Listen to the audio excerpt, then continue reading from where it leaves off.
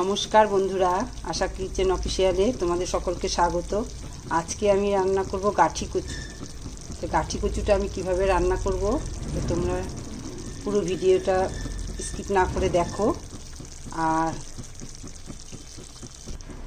আমার রান্নাবান্না যদি ভালো লাগে তো একটা সাবস্ক্রাইব করে দিও, পাশে থাকা নোটিফিকেশন বেলটি প্রেস করে দিও নতুন নতুন ভিডিও দেখার জন্য। তো চলো বেশি কথা বলবো না, রান্নার ভিডিওটা শুরু করি।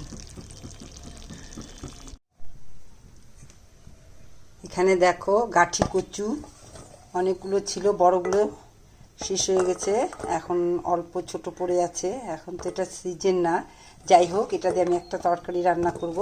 তা আমি প্রথমে সেদ্ধ করব।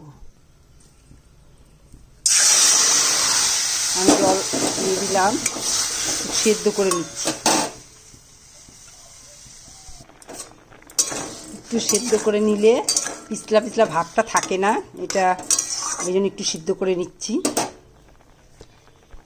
আর এখানে আছে, যেহেতু আমার গাঠি কচুটা অল্প, এখানে ছোট চামচে 2 চামচ সর্ষা আর 2 চামচ পোস্ত, 1 চামচ সর্ষা আর 2টো লঙ্কা, একটা পাকা একটা কাঁচা, বেটে নিচ্ছি। কচুটা সেদ্ধ হয়ে গেছে, পোস্ত আর কাঁচা লঙ্কা আর একটু সর্ষা বাটা হয়ে গেছে। কড়াইটা ধুয়ে বসিয়ে দিয়েছি, একটু সর্ষার তেল দিচ্ছি।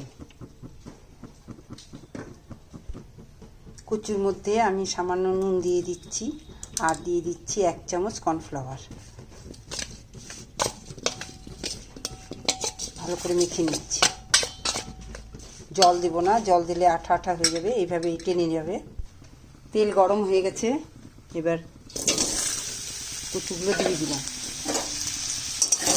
কচুটা আমি এখন ভালো করে ভেজে নিব, একটু ভালো করে ভাজবো যাতে এই কচুটা সেদ্ধ হয়ে যায়। তখন তো আমি বেশিটা সেদ্ধ করিনি, তো ভাজা করবো যাতে ভালো মতো ভেতরে সেদ্ধ হয়ে যায়।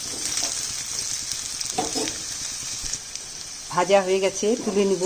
আর ময়দা বা কর্নফ্লাওয়ার দিয়ে ভাজলাম, কারণ এই কচু খুব পিছলা পিছলা হয়ে যায়, তার জন্য এইভাবে ভাজলে আর সেই পিছলা ভাবটা থাকবে না, তার জন্য একটু কর্নফ্লাওয়ার দিয়ে ভেজে নিলাম। 2 মিনিট কষানো হয়ে গেছে, স্বাদ মতো নুনটা দিয়ে দিচ্ছি।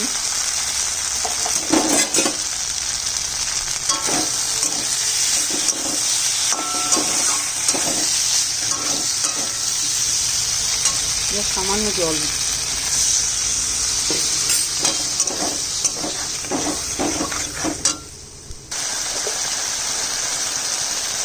সামান্য চিনি দিয়ে দিচ্ছি।